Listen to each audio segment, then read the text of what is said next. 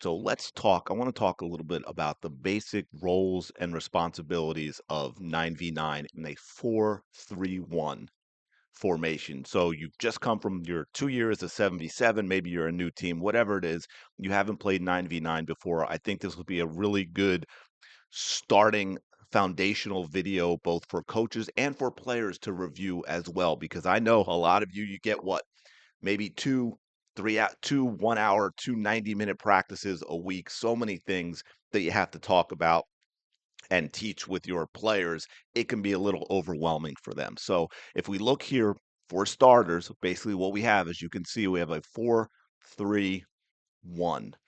Okay, so we have our back four. We have our back four here, like you would get in a lot of formations as you get to 11-11. We have our triangle three. We have our triangle three in the middle. And then we have our one lone striker who plays up high, just moving them out of the way so you can see the triangle of the middle three. And that is your basic 4-3-1. So what I want to just go through is a little bit how it looks if we're playing out of the back. Okay, so let's get the keeper a ball here. If the keeper has the ball, basically how we want to start, we want to get our center backs wide, right? Get them to the edge of the box. And by the way, what you want to see with them in terms of their how they're playing is a basic, open body position so that this right center back can receive this with the right foot so that they're seeing the field, they're seeing forward. They're not Their back isn't completely to the keeper. Okay, we've got the center back. This means we're going to push the outside backs a little wider and up a little higher, right? So they're going to be wider and up a little higher. Now, just to be clear, because I know it doesn't necessarily look like it because of the angle of the pitch, but as you can see, first of all, we want to get the forward, the striker, as high as possible. A lot of times, our keeper has the ball. Most likely, they're going to have to be in our half of the pitch, just so you know. But also, if you can, it's hard to tell, but again, because of the angle, but these two attacking midfielders are almost at midfield themselves. Okay. So they're actually pretty high up, even though it doesn't necessarily look that way in the image. So pay attention to the lines on the pitch. Now, number one, playing it out as if it is an option, we want to be able to play to the feet of any of these three first. Center back, defensive mid, the number 6 position, play to the feet of either one of these players is how we want to start. Now, is the defense going to give you that? Not necessarily. And of course, if your keeper can do it for whatever the distance is here, if they can roll that ball out, play it on the ground with their hand, that is fine as well. But we want to be able to play out initially to the feet of either of these three. For example, just so you can see the formation, if we get this over to this center back here, what we want to have over on this side, of course, with this mid, with this outside back here, and with this defensive mid who may slide over a little bit, we have ourselves a nice diamond to play with to help move the ball up the pitch. Now, a couple of things here. You can see the diamond. Now, they also, of course, depending on how the defense is playing, is this center back has the option of taking this ball back to the keeper. Now, resetting, whether it's resetting here or what I didn't mention when they initially had it, is we also have this diamond to start, right? We have this diamond to start between the keeper, the two center backs, and the defensive midfielder as well. A lot of times the opposing team, right? They may have one player that comes in and pressures here, but again, I don't know why I'm making them bigger. That's intimidating. We have a diamond 4v1 in a rather large space. It is possible, of course, that you might see two players pressure and maybe they pressure like this, or maybe they go all the way out wide. If they do go all the way out more wide, of course, you have the ball straight up the middle to the defensive midfielder who may even come in here a little bit to help out. If they don't, if they're staying in here a little more, maybe it's too narrow to make that split pass. But again, you should have the wide passes pretty easily. And again, you have a 4v2 At this point in time, heading to 9v9, you've probably played 4v2 a lot in a much smaller space than you're playing it right here. Okay, so there's an application for it right here on the pitch. Of course, if you are able to play to these successfully where you have somebody else up higher, up wider, you then want to play that ball. Obviously, you're not going to keep doing the 4v2, but that is yet one of the many reasons that it's used because it very much helps you play out of the back.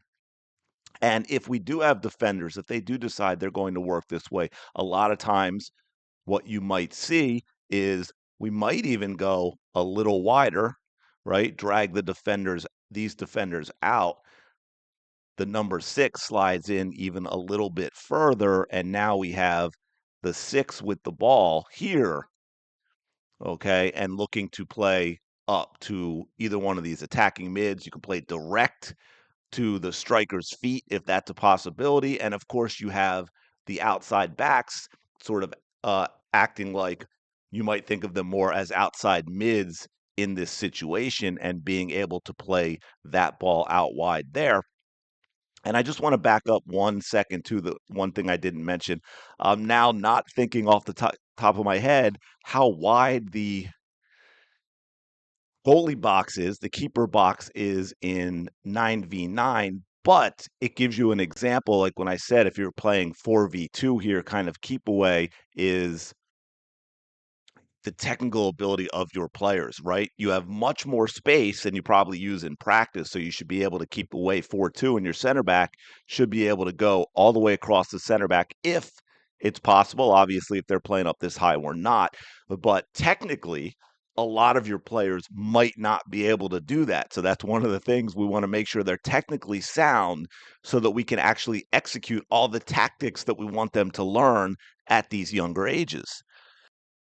So for argument's sake in this video, and I will do other videos that break down more of the details as well as, and they may be up by the time you see this. I don't know when you see that, specific drills that talk about or show patterns of play and so forth. But let's say for now, we get it out to the right. We've got the center back who gets it out to the outside back here, and we have this diamond here. We've got an attacking mid. We've got the defensive mid who's going to come over a little bit, but we also want to make sure we keep our spacing and we don't crowd everything over.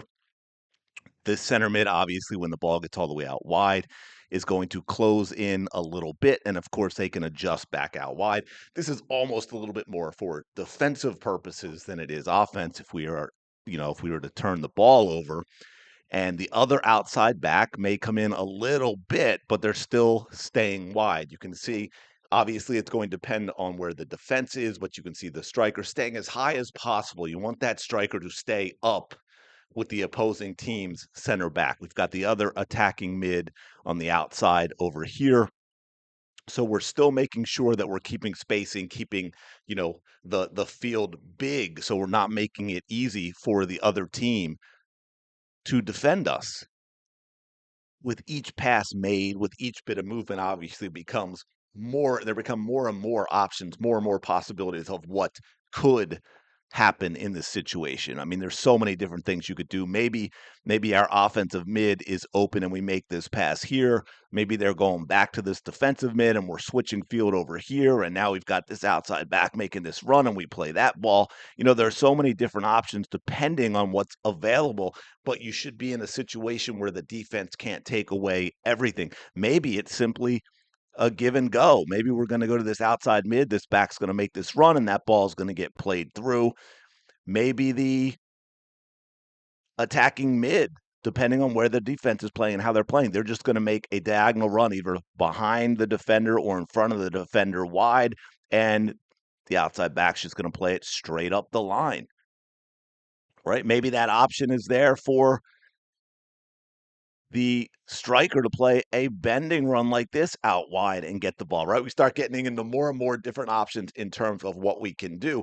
But as you can see with basic shape and playing out, we've made sure we've got our diamond here. We've made sure we're keeping the spacing. So if this ball does go, whether it's via here or here, and they can turn and play to the opposite side, and we keep our spacing that way. What you will see also, as you probably may have noticed in the setup of this in the 4-3-1, is the outside backs are going to do a lot of running because they are going to become part of the offense as well, because you don't have those players out wide naturally in a 4-3-1 with that triangle in the middle with your defensive midfielders. Now, that doesn't mean, as you can see here with this one right here, is an attacking a mid. It doesn't mean they don't get wide, but it's not the natural position for them. And a lot of times you're going to have your outside backs are going to fill that. Now, usually what you're going to have is, let's say we get the ball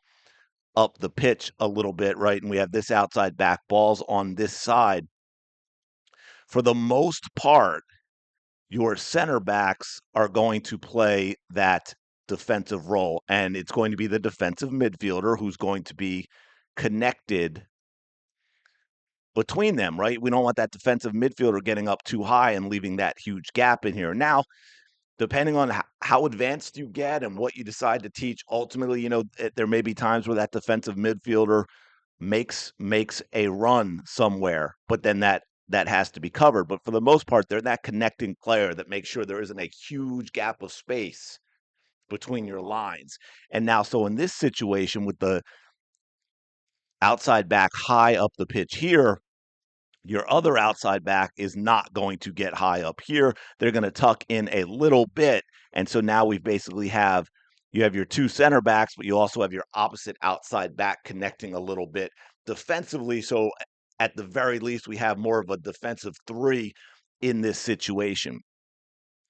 And then it becomes, again, reacting to the defenses, right? The center back may find, based on how the defense is playing in this situation, they may slide over a little bit and back just to be an option to relieve pressure if this player needs to go back here, right? The keeper might be realize that and be an option, and now we start working out of the back the other direction. So obviously there's a lot more that we can cover, but I wanted to give you, especially in the beginning of the video here, I'm just kind of like showing you different things that can happen.